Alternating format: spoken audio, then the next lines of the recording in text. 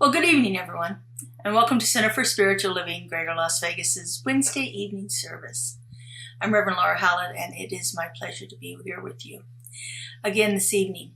This month, for the month of May, we are exploring the practice of mindfulness and all of the different aspects of mindfulness, all the different things that we can begin to shift in our life when we practice mindfulness in a more dedicated way, in a way that begins to allow us to have a balanced opinion of things, a balanced belief system, a balanced way of being. That's what mindfulness is all about. When we practice mindfulness, it's not about completely overcoming all the challenges of our lives and becoming this, anointed saint that never has any problems anymore. But what mindfulness does is it gives us a place of being with the problems and allowing us to move through the challenges in our lives in a little less reactive way. And so it gives us a greater sense of mind, a peace of mind, a greater sense of balance and harmony in our lives when we begin to practice mindfulness in a more dedicated way. So a lot of the work that I'm doing is based on this book here from Jon Kabat-Zinn, which is called Full Catastrophe Living. It's his pivotal work. I believe he wrote it originally in the 70s. I have a revised version. I think it was done in the early 2000s. The subtitle of it is Using the Wisdom of Your Body and Mind to Face Stress, Pain, and Illness. Using our body's wisdom. We inhabit this organic vessel. And because we're in this organic vessel, there are challenges that come up. It has lots of working parts within it. The whole nervous system that embeds every single cell and aspect of our body is designed to give us signals about what things that are happening in the body, and signals about things that are happening in our environment around us. And then, of course, we have this processing brain that allows us to interpret those signals, and sometimes we interpret them accurately and sometimes we don't. Sometimes we are prone to go into a state of judgment or fear or worry or doubt or concern over the signals and what those signals might possibly mean. And one of the things that happens often with pain and stress is that idea that our brain processes through, that thinks, oh my God, how bad is this going to get? And that can be a triggering factor more than anything else that we have in our lives, is this anticipation of what may come. And oftentimes it's a false anticipation. It's just like we've catastrophized something in a way that isn't actually reality. It isn't actually what's going to be happening in our lives. And so we have this processing brain that is going to keep us in that spin of this belief system about how bad this can get. And, the other thing that we do oftentimes, which again affects that idea of how bad it can be, is we link something we're experiencing now to a past experience. And again, that's our, wonderful processing brain doing that. And part of that's natural, and part of it can be very realistic, that, we've had this pain before, and this is how bad it got before. So we remember that. Our bodies remember it, even physically, and then our brain, of course, remembers it. And so then we attach that previous feeling to something we're having right now. And again, it may or may not be exactly the same thing. It may or may not ever get as bad as it did before. It could even, be amplified for what it used to be. But it's what our brain is doing to convince us that this is the way it is, and that's the only thing that's going to happen, and we're just going to have to deal with it. So when we're practicing mindfulness, and especially like this week, we're focusing on reducing pain in our lives. When we're focusing with mindfulness on reducing pain, it's not about being hard on ourselves because we can't get rid of the pain, or because we're still experiencing the pain. That's a really rabbit hole that we go down into because we are like, oh, I should be able to get over this. I should be able to work through this. I've done this before. I know what to do, and it's not working this time. So we have all this, this judgment stuff that goes on in our brains that keep us in that stuck place. So in his book, Full Catastrophe Living, he introduces, John Kabat introduces 7 pillars of mindfulness. And the first one is non-judging. So when we're experiencing that pain and we start to go down that rabbit hole of, oh my God, I'm not doing this right. I can't get this done. This is an awful thing and I can't do it. And we get so hard on ourselves and we judge ourselves. We judge ourselves harder than anybody else could ever judge ourselves. But when we can catch ourselves doing that judgment, when we can catch ourselves in that spin cycle of repeating those patterns over and over again, and just simply say, okay, let's not do that this time. Take ourselves out of the judgment of it. It doesn't have to be that way. The second pillar of mindfulness is patience, and we have to be patient with ourselves more than we're ever patient with anybody else. I know my experience is I'm my hardest critic.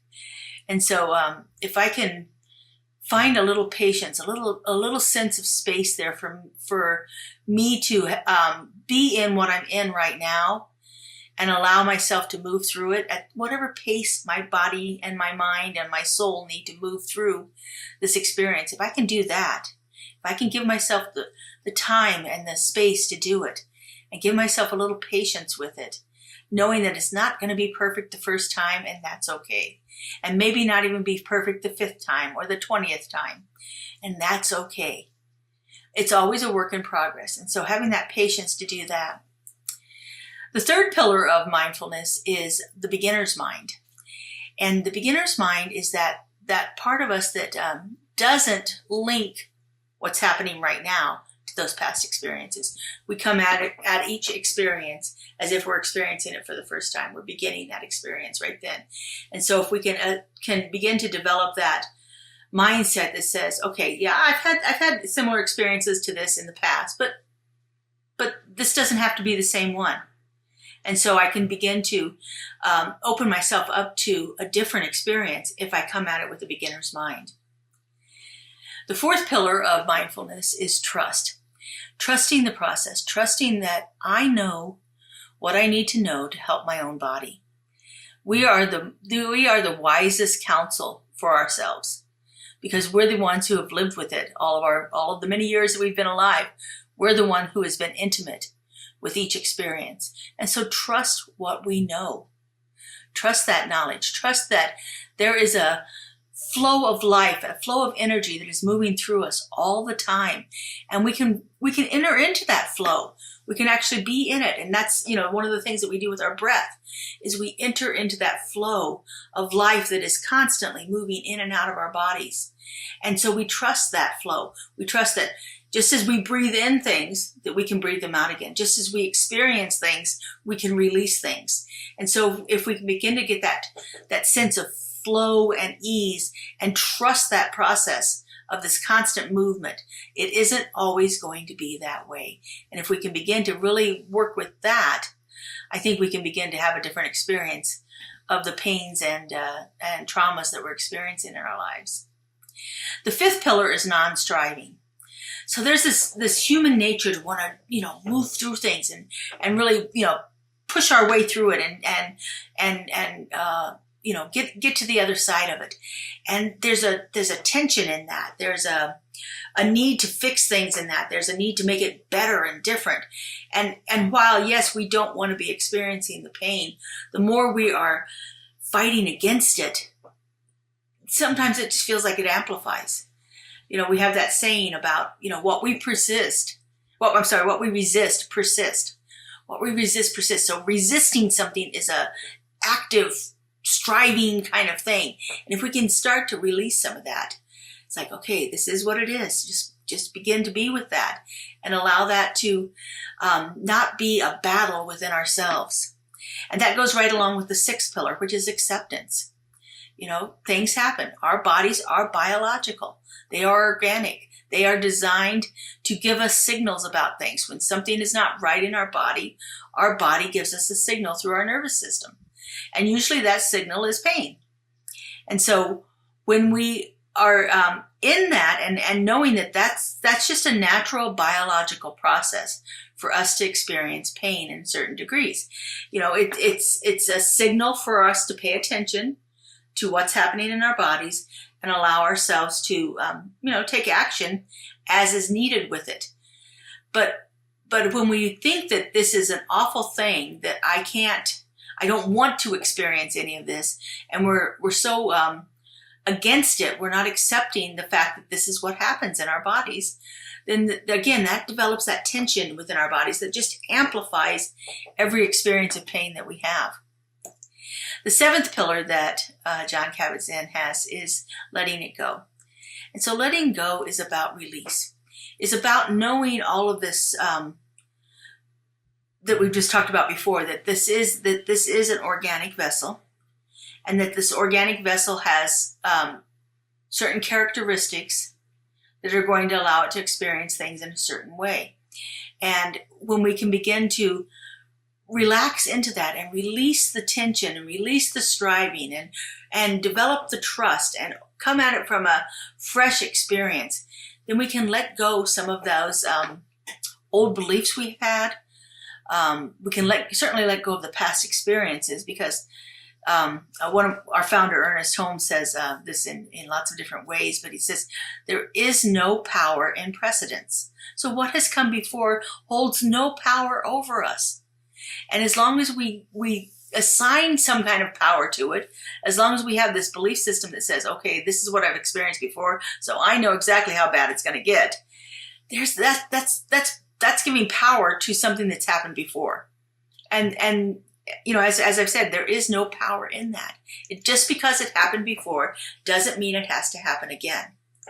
And so this idea of letting go is very pivotal in dealing with our pains and stresses in life.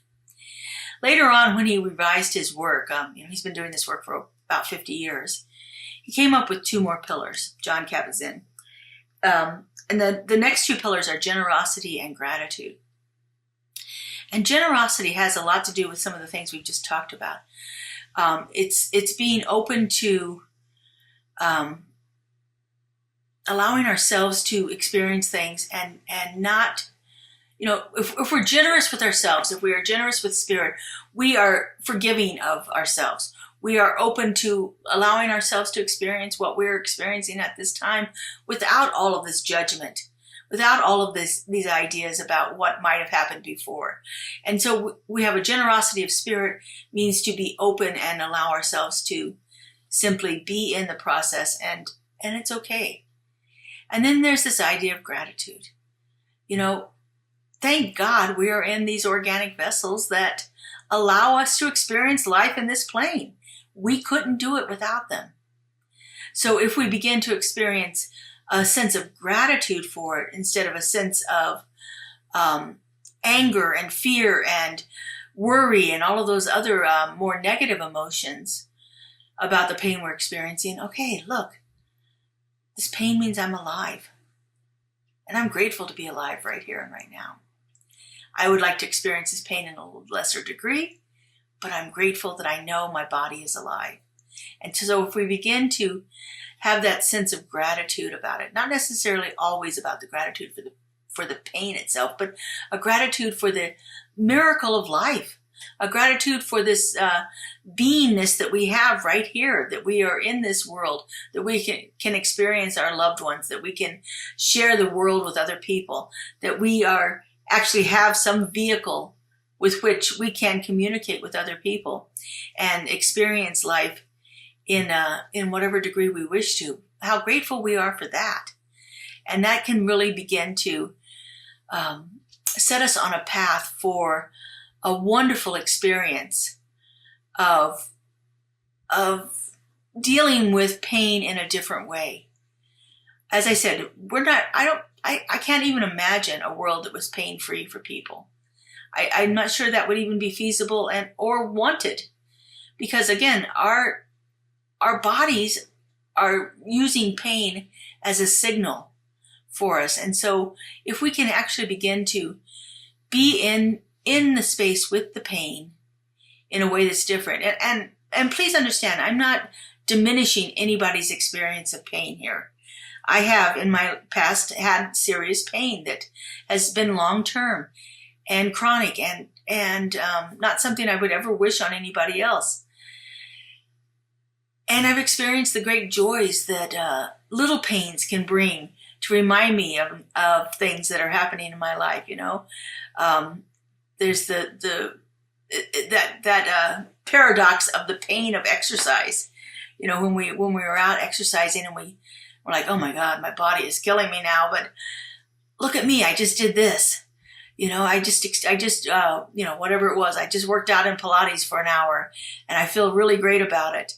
And I did it, and I don't have to think about doing it again until tomorrow. And there's a sense of relief that I'm actually taking care of my body, but my body's painful right now because I took care of it.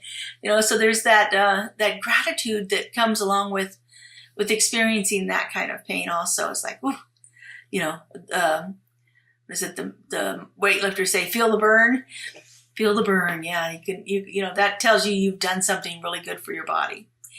So we're going to go into some spiritual practice here to allow us to be with pain and experience it in a little bit different way through some of these pillars of mindfulness here, just to take us through that process. So if you would just get yourself comfortable in your seat. I like to sit in a chair when I meditate. Getting up and down off the floor is not the easiest thing for me. But whatever works for you. People like to lay down and meditate. That's fine. We're going to go into a mindfulness meditation practice. And we're going to focus on our body, of course, because we're dealing with the pains that we feel. So if you would, just get yourself in whatever position you would like to be in that works for you. As I said, I sit in a chair. I check in with my body. I make sure that my neck, I have a tendency to stiffen my neck up, and then that gives me a pain. But so I check in with my neck and my shoulders to make sure they're not stiff. They're there. They're supported. I have my arms on an armrest on the chair, so my arms are supported. I have my hands. My hands right now are laying on my desk.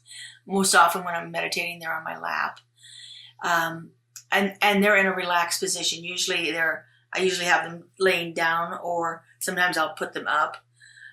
There's a point of view about having your hands in certain specific positions because it signals to you that you are in a purposeful activity right now. So one of the things that is often done is you lay one hand this way and the other hand inside of it like this. So both hands are open and up, and this signals an openness and receptivity. And keeping your hands in that position makes the practice a little more purposeful. Many people use one of the mudras. So we have the third eye mudra, which would be holding your fingers like this. Each one of the chakras has a different mudra. This one is the third eye, and it is for you to focus your attention on that. It's like we did with the breath earlier on in the month. It's that key, that signal. When you become aware that you have your fingers in this position, it reminds you that you're in a practice and purposefully engaged in something. And so we use the mudras as a way of doing that. And so you can have that with your fingers, however it works for you, to put yourself into a position. There is no right or wrong way to do this. And that's one of the things I think people often get caught up in, is like, oh my God, I'm not sitting exactly correctly, and I'm not doing this right, and I'm not breathing right, and oh my goodness, my mind has gone to wander again. And of course, that all goes back to that whole judgment thing that we have in there. So practice patience with ourselves, practice non-judging ourselves. Open, just because you've had a successful meditation sitting in the lotus position with your fingers on the third eye mudra, and it was a wonderful meditation, doesn't mean every single meditation has to be that way. That's one of the key things I'd love to get across to people is there is no right or wrong way to do this. It's what's working for you in this moment. And maybe what works for you in this moment is what you wind up doing every single time, and it may be not. I personally have a variety of things that I do that help me get into a state of mindfulness and ways of practicing meditation. So I think that's one of the things I love about this work, is that there are so many different ways of doing it. And I use what works for me in the moment. So I invite you to do that. And I find that it's most helpful to close my eyes. And so I'll have my eyes closed during this. We'll have some nice music here, and maybe even some beautiful visuals going on while I'm speaking. So this will be about a 10-minute meditation. And so I just invite you to get yourself comfortable. If you can be in a space where there's little background distractions, that's wonderful. But, those are also things that happen in our lives. So oftentimes as I'm doing these recordings, I'll get a text that comes in that dings. I try to silence it, but everything's all connected together here in my office. So if it dings on my phone, it dings on my computer, and it dings on my iPad, and but anyway, so you may hear a bell or two, but it's all right. Just let it be. Again, no judgment. Just let it go. All right. And so I usually begin with a couple of breaths. And then again, just checking in with my body to make sure I'm not sitting tensely, yet I am erect, and there is a good flow of breath moving through my body. So my head is upright, but my neck is not tense and my shoulders are dropped. And I just breathe for a moment or two.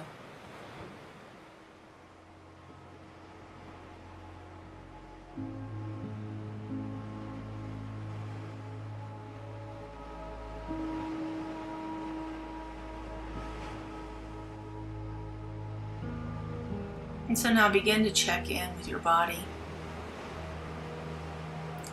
And just notice if there's any particular area that is calling your awareness to it. Currently, my right hip is bringing my attention to it. There's a little tension there, a little pain. So I just simply take some breaths and visualize that breath moving all the way through my body right to that spot. So if you have a spot on your body that is calling your attention right now, it doesn't even have to be the place that has the pain you want to work with, but just any place in your body. And that pain may shift. Mine has just moved from my right hip to my rib cage in my back near my spine on the right side. So I'll just breathe into that space.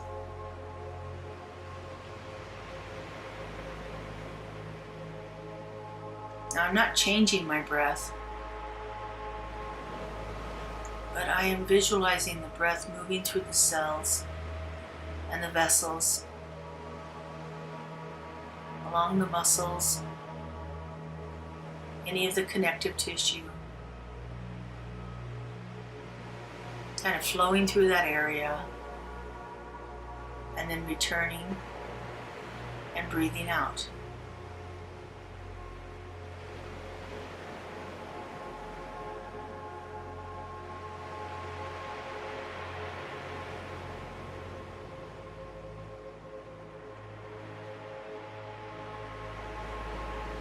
And just continue to be aware of your body.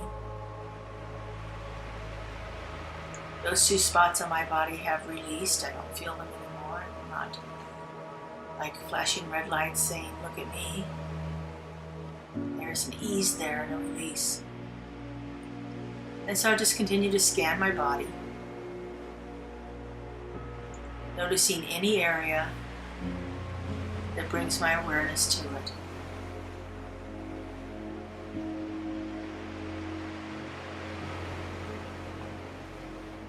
Just breathe into it.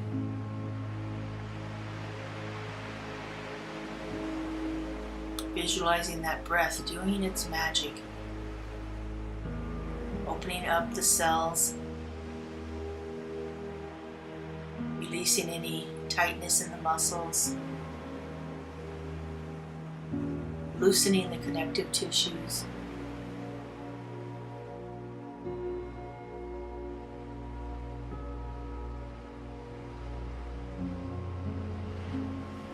returning on the out breath to be released from my body.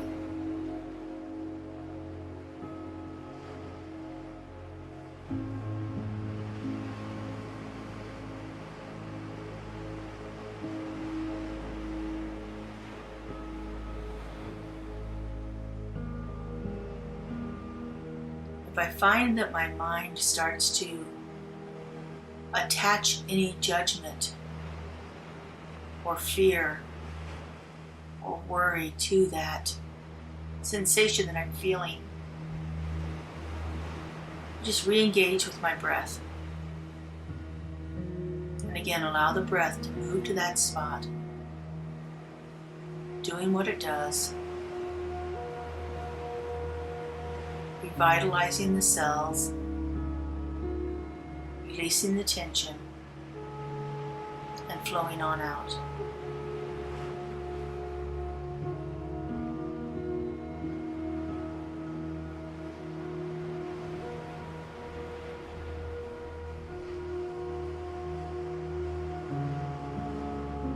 Periodically, I may find I need to take a deeper breath.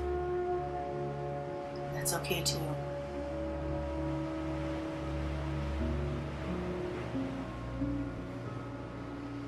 I am trusting that my body knows what to do with the sensations that it's feeling.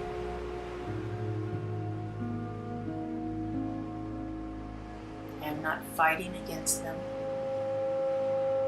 or striving to make them something other than what they are. I am simply allowing my body to express itself,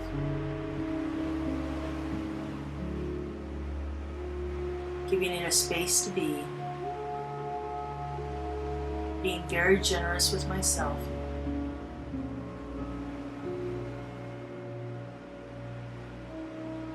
Forgiving myself when I don't think I've done it right.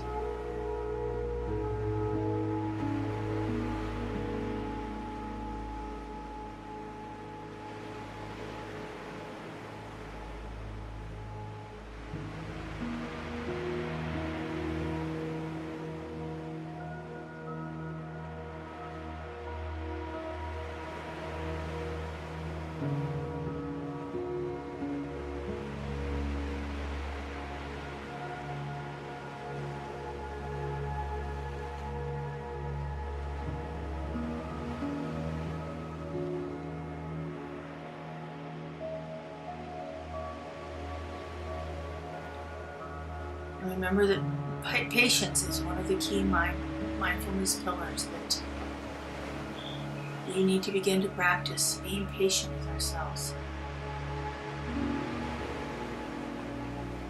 You may not feel the release right now.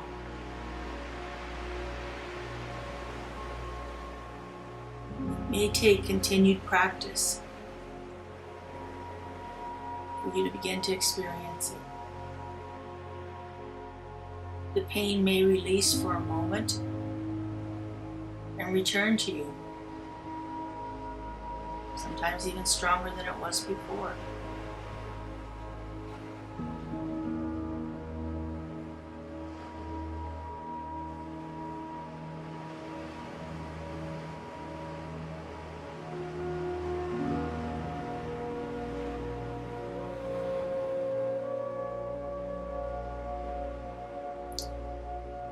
And so far in this meditation, we have focused on the pain or the sensations that we don't want to experience. Let's just take a couple of moments here and focus in gratitude for everything that is working right in this body.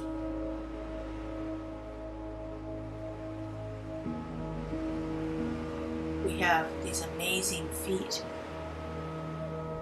that move us from one place to another, that allow us to balance and stand upright.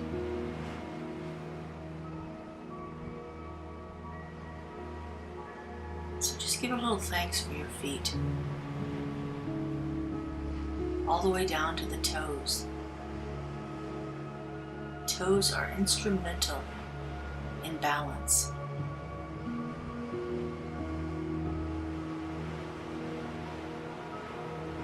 Just move on up to your ankles.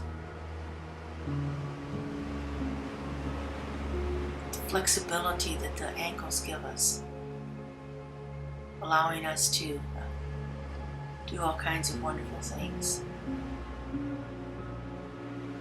From swimming to walking.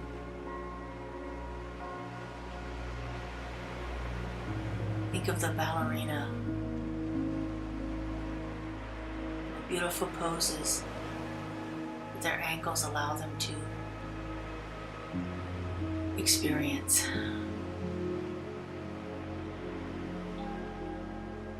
Move on up to your legs. That strong muscle, the back of our legs and our calf muscles, that gastrocnemius.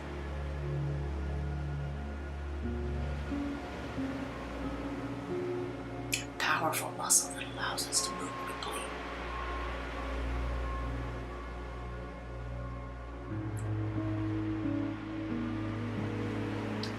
Move on up into our thighs. Magnificent muscles exist in our thighs.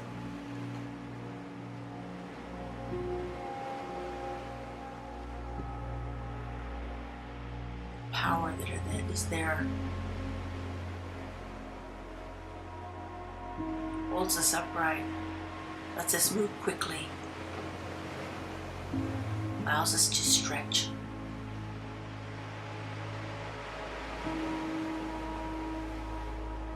And let's not forget all of that connective tissue that keeps it all working right. Tendons and the ligaments that hold our muscles and attach them to the bones that actually allow movement to occur.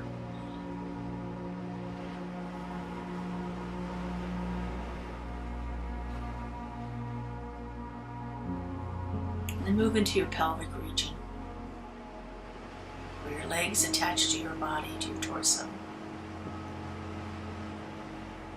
The bones and the muscles, all of the tissues there, protect our reproductive organs that allow us to create life.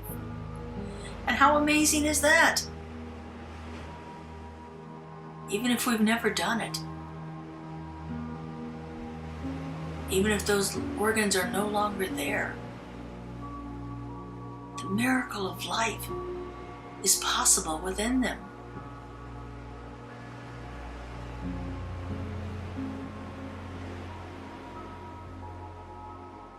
Now let's just think about all those other organs that are housed in our torso. Things that allow us to purify our blood, to release the toxins, to eliminate the waste products. All of the digestive muscles and tissues and organs that are there. The miracle of that. And then we have our heart and our lungs. Keep our body in that flow, circulating the blood, circulating the oxygen, circulating the nutrients, carrying everything that our bodies need, from the ends of our hair follicles to the tips of our toenails.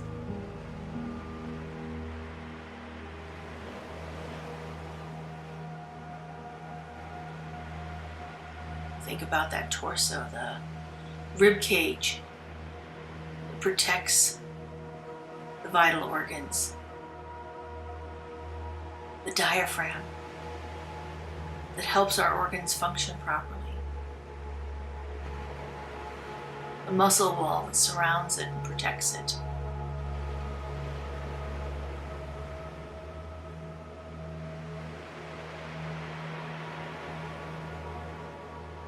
the external tissues,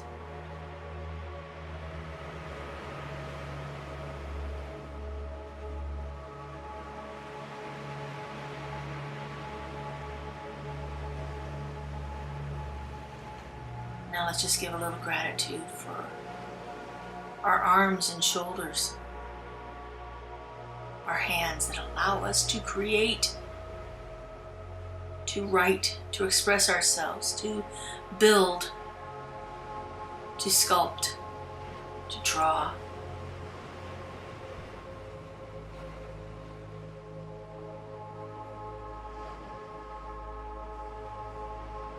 And then give a little gratitude for this amazing head that we have. So much of our way of communicating and receiving input is centered in our head. And then of course we have these magnificent organs we call the brain that let us interpret the world around us, respond to it, make our needs known, keep our body functioning. All the autonomic and automatic nervous systems that we have, our responses of breathing and heartbeat that we don't even have to think about, digestion that takes place on its own. I never have to tell my stomach to digest the food I've put in it. The brain takes care of that.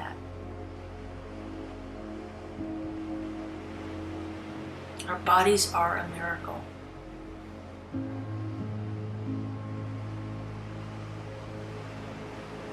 Even when we're in pain.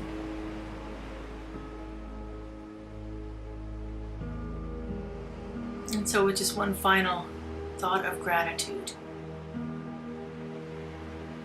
I just acknowledge the delight that is my body. Take in a couple deep breaths. When you're ready, just go ahead and open your eyes.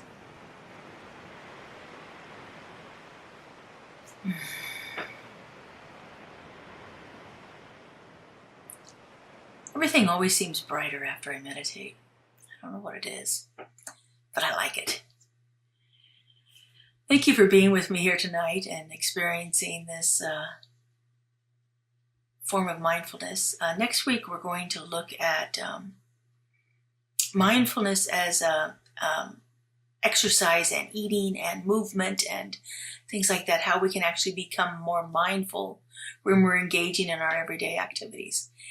So we're going to do a little eating thing next week. So have something with you if you're planning on joining us.